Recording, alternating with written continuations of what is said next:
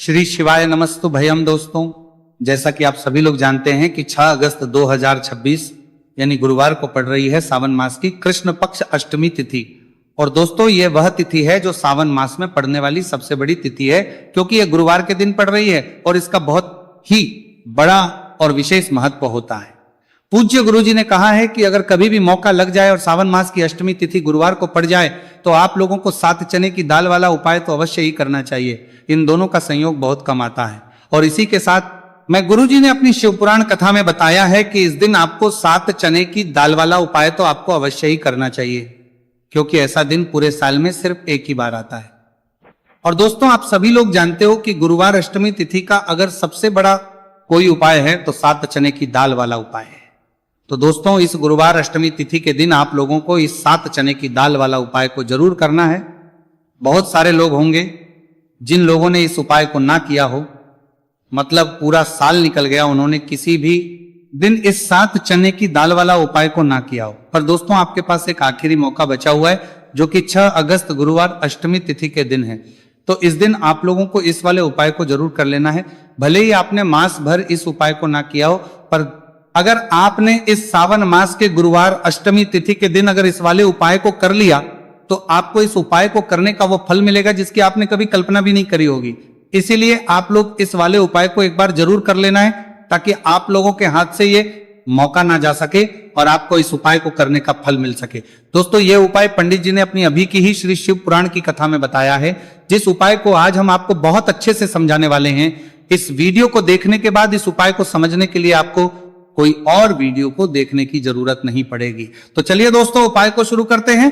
देखिए, ये इस सावन मास के गुरुवार अष्टमी तिथि के दिन ये इतना खास होता है, इतना महत्वपूर्ण होता है। देखा गया है कभी कभी बड़े बड़े पूजा पाठ अनुष्ठान से जो मनोकामना नहीं होते, वह सावन मास के गुरुवार अष्टमी तिथि के दिन एक छोटे से उपाय करने से ही आपकी मनोकामना पूर्ण हो जाती है। और बहुत सारे लोगों ने इस उपाय को किया भी है और उनको इस उपाय को करने का फल भी जरूर मिला है। अगर आप लोग भी इस उपाय करने का बेटा को करना चाहते हैं तो आप इस उपाय को पहले अच्छे से समझ लेना, सुन लेना, उसके बाद करना। आपको इस उपाय का फल जरूर मिलेगा।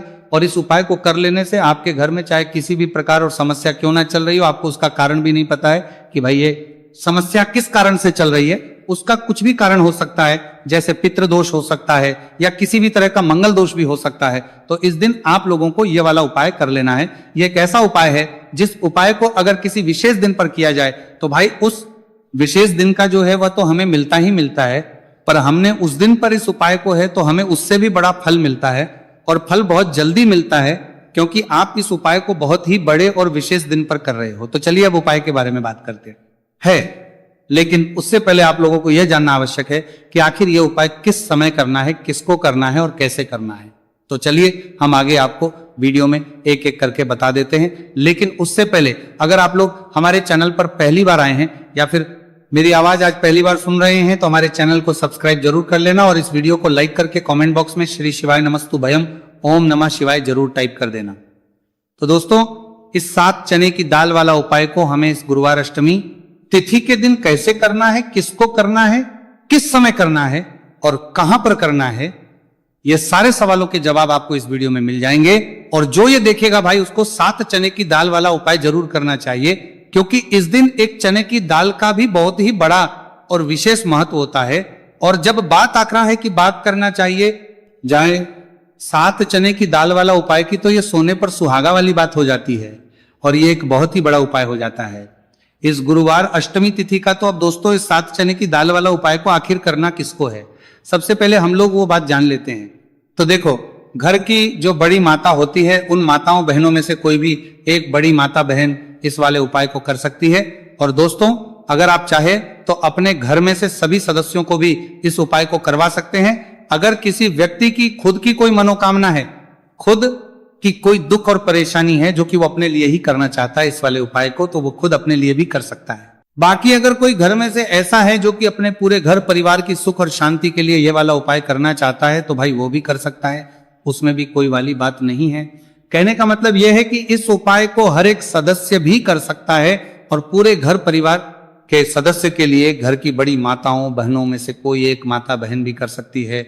माताएं बहनें अगर घर में उपस्थित ना हो या वो ये वाला उपाय ना कर पा रही हो, तो फिर घर का कोई बड़ा सदस्य भी इस 7 चने की दाल वाला उपाय को कर सकता है, चाहे फिर वो पुरुष ही क्यों ना हो, उसमें कोई भी दिक्कत वाली बात नहीं है। अब दोस्तों जो अगला प्रश्न निकल कर आता है वह यह आता है, इस उपाय को लेकर के आखिर इस उपाय को हमें किस समय करना है, सुबह के समय करना है कि शाम के समय करना है? तो देखो, इस वाले उपाय को आप लोग सुबह के समय भी कर सकते हो और शाम के समय प्रदोष काल में भी कर सकते हो। अब अगर आप पूछो कि भाई सबसे उत्तम समय कौन सा रहेगा इस 7 चने की दाल वाला उपाय को करने का, तो हम आपसे बस यही कहेंगे कि इस उपाय को आप सुबह के समय करेंगे तो ज्यादा बेहतर होगा। बाकी अगर प्रदोष काल शाम के समय भी करेंगे तो भी अच्छा होगा, उसमें कोई भी दिक्कत वाली बात नहीं है। तो दोस्तों जो अगली सबसे बड़ी और महत्वपूर्ण बात आती है वो ये आती है कि सुबह अगर हम उपाय को करेंगे तो हमें कितने बजे से लेकर कितने बजे तक के बीच में करना है, और शाम के समय प्रदोष काल में करेंगे तो हमें कितने बजे से लेकर कितने बजे के बीच में करना है। तो देखो, सुबह जितनी जल्दी हो सके आप उपाय को करने की कोशिश करना। बाकी अगर किसी कारणवश लेट भी हो जाओ, थोड़ी देर भी हो जाए तो 10 या 11 बजे तक भी आप कर लेना, पर 12 बजे से ज्यादा देरी ना हो, ठीक है, इस बात का ध्यान रखना। उसके बाद में दोस्तों अगर शाम के समय प्रदोष काल की बात करें, प्रदोष काल का जो समय होता है वो शाम के 6 बजे से शुरू हो जाता है। मतलब शाम के 6 बजे से लेकर 7 बजे के बीच का जो समय होता है, यह समय प्रदोष काल का समय होता है। तो आप इस उपाय को 7 या 8 बजे के बीच में भी कर सकते हो। मतलब शाम के 6 बजे से 8 बजे के बीच में आप कभी भी इस वाले उपाय को कर सकते हो, उसमें कोई भी दिक्कत वाली बात नहीं है। देखिए, गुरु बृहस्पति को मजबूत करने से हमें हमारे जीवन में सफलता की प्राप्ति होती है। यदि हमारा किसी भी प्रकार का कार्य अटक रहा है, परिपूर्ण नहीं हो पा रहा है, तो हमें अपने गुरु ग्रह को मजबूत करना बहुत अधिक आवश्यक होता है। देखिए, जब भी आपको ऐसा लगने लगे कि आपका जो जीवन है बहुत ही ज्यादा दुर्भाग्य के साथ बीत है, आपके कोई भी कार्य सिद्ध नहीं हो पा रहे हैं, तो जीवन में दुर्भाग्य को सौभाग्य में बदलने के लिए आपको यह चमत्कारिक उपाय करने चाहिए। तो गुरुवार की जो यह अष्टमी तिथि है आपके जीवन से सारे दुर्भाग्य को दूर करने वाली है। देखिए, यदि आपका गुरु ग्रह मजबूत नहीं है, गुरु ग्रह से जुड़ी किसी भी प्रकार की समस्या है, तब भी आपको यह उपाय करना चाहिए। आपके विवाह से जुड़ी किसी भी प्रकार की परेशानी है, बुद्धि ज्ञान और विवेक से जुड़ी किसी भी प्रकार की समस्या है, साथ ही साथ जीवन में सौभाग्य की प्राप्ति करना हो, जीवन से दुर्भाग्य को दूर करना हो और जीवन में यदि सफलता की प्राप्ति करना हो, तो आपको यह चमत्कारिक उपाय जरूर करने हैं। देखिए, आज के इस पूरे वीडियो में हम आपको 3 महा उपाय बताने वाले हैं और ये तीनों ही उपाय आपके जीवन की सारी समस्याओं को समाप्त करने वाले हैं। तो चलिए दोस्तों, जान लेते हैं विशेष उपाय के बारे में। देखिए, इस उपाय को करने के लिए आपको मात्र 7 चने की दाल लेनी होगी, यानी कि आपको 7 चने की दाल लेनी होगी। देखिए, चने की दाल जब भी आप लेंगे तो ये कहीं से भी टूटी हुई भी खंडित नहीं होनी चाहिए, इस बात का आपको विशेषकर ध्यान रखना है। इसी के साथ में आपको एक तांबे के पात्र के अंदर शुद्ध जल लेना होगा और इसी के साथ में आपको एक स्टील की कटोरी लेनी होगी जिसमें आपको शुद्ध जल लेना है। इसी कटोरी के अंदर आपको 1 से 2 गुड़ के टुकड़े भी डाल देने हैं, यानी कि आपको गुड़ वाला जल तैयार कर लेना है। अब इन तीनों ही सामग्रियों को लेकर के आपको पहुंचना है भगवान शिव के मंदिर में। देखिए दोस्तों, ये जो उपाय है आप इस गुरुवार अष्टमी तिथि के दिन सुबह से लेकर के शाम तक किसी भी समय में कर सकते हैं। देखिए दोस्तों, सबसे पहले तो आपके पास जो 7 चने की दाल है, इसे आपको जो आपने गुड़ वाला जल तैयार किया है उसमें आपको डालनी है। आप 7 चने की दाल भी ले सकते हैं, 11 चने की दाल भी ले सकते हैं, 21 भी ले सकते हैं, और यदि आप 41 चने की दाल लेते हैं तो बहुत ही शुभ होता है। तो आपके पास जितनी भी चने की दाल है, सबसे पहले तो आपको उसे गुड़ वाले जल के अंदर डाल देनी है। अब देखिए दोस्तों, आपके पास जो 1 लोटा शुद्ध जल है, इसमें से थोड़ा सा जल सबसे पहले आपको भगवान शिव की शिवलिंग के सीधे तरफ जहां गणेश जी का स्थान होता है वहां पर आपको अर्पित करना है। फिर थोड़ा सा जल श्री कार्तिकेय जी वाले स्थान पर अर्पित करना है। फिर आपको थोड़ा सा जल माता अशोक सुंदरी वाले स्थान पर अर्पित करना है। फिर आपको थोड़ा सा जल माता पार्वती के हस्तकमल यानी कि कटी वाले भाग पर अर्पित करना है। और अंत में आपको थोड़ा सा जल भगवान शिव के शिवलिंग पर भी अर्पित कर देना है। और उस पात्र के अंदर आपको थोड़ा सा जल और शेष बचा लेना है, यानी कि 5 ही स्थान पर थोड़ा थोड़ा जल अर्पित करने के बाद अंत में शेष जल और उस पात्र के अंदर आपको बचा लेना है। अब आपको बृहस्पति ईश्वर महादेव का स्मरण करना है और आपके पास जो चने की दाल है इसे आपको अपने सीधे हाथ में रखनी है। देखिए, गुरुवार का दिन है, इसीलिए आपको ओम नमो भगवते वासुदेवाय इस मंत्र का जाप भी करना है। अब देखिए दोस्तों, आपके पास जितने भी चने की दाल है, चाहे 7 है, 11 है, 41 है, उतनी बार आपको बृहस्पतिश्वर महादेव का स्मरण है। और ये जो चने की दाल है इसे आपको भगवान शिव के शिवलिंग पर अर्पित कर देनी है। आपको लगातार बृहस्पति शवर महादेव का स्मरण करते रहना है। अब देखिए अंत में जो आपने उस पात्र के अंदर शेष जल बचाया था, इसे आपको भगवान शिव के शिवलिंग पर ही धीरे धीरे अर्पित कर देना होगा। श्री शिवाय नमस्तु भयम इस मंत्र का जाप करते हुए यह उपाय करने मात्र से आपका जो भाग्य है वह स्वर्ण के समान चमकने लगता है। आपके से जो भी दुर्भाग्य है वो दूर होता है। तो इस प्रकार से आपको यह उपाय कर लेना है।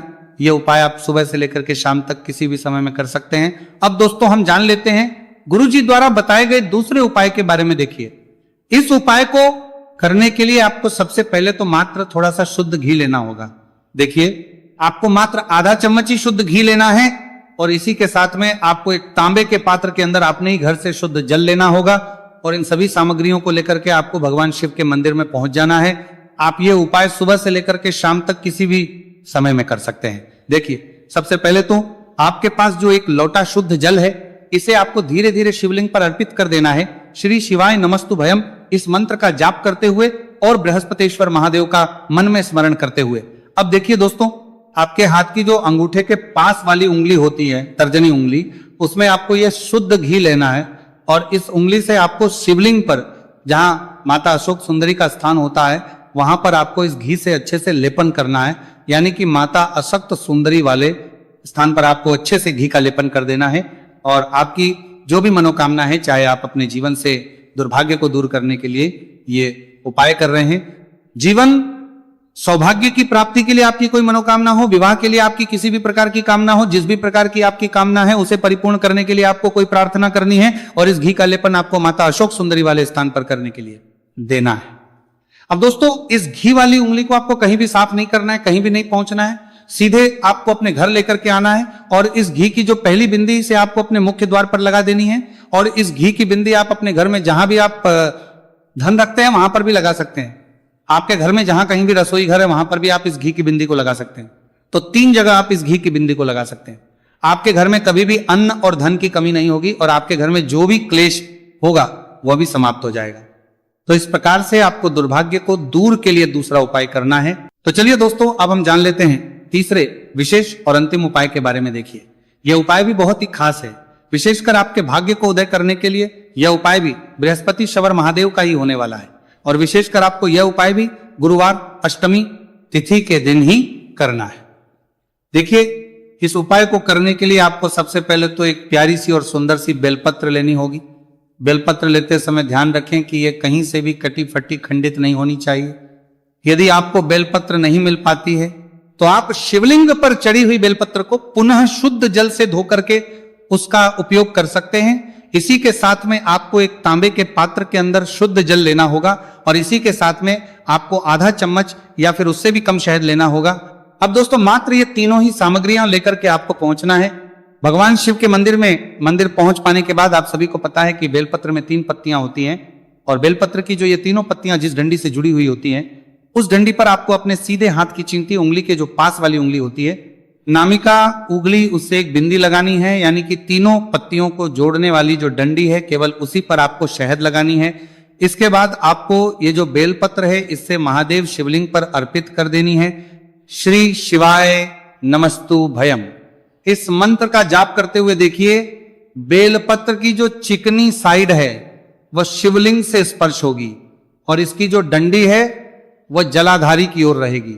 इस प्रकार से आपको यह बेलपत्री शिवलिंग पर अर्पित करनी है।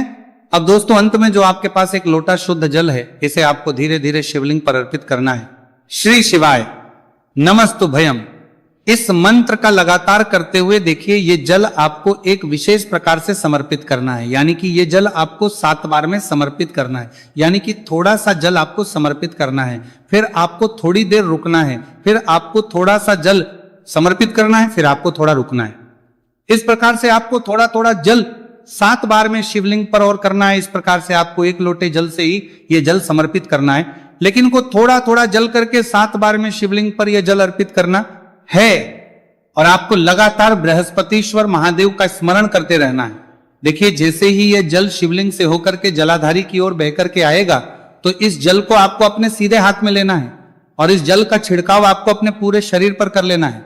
बृहस्पति शवर महादेव का मन में स्मरण करते हुए ये जो उपाय है आपके भाग्य का उदय करता है और आपके जीवन से दुर्भाग्य को दूर करता है। तो बहुत ही आसान सा उपाय है। इस उपाय को भी आप इस गुरुवार की अष्टमी तिथि पर करके जरूर देखना, आपको निश्चित ही लाभ होगा। तो दोस्तों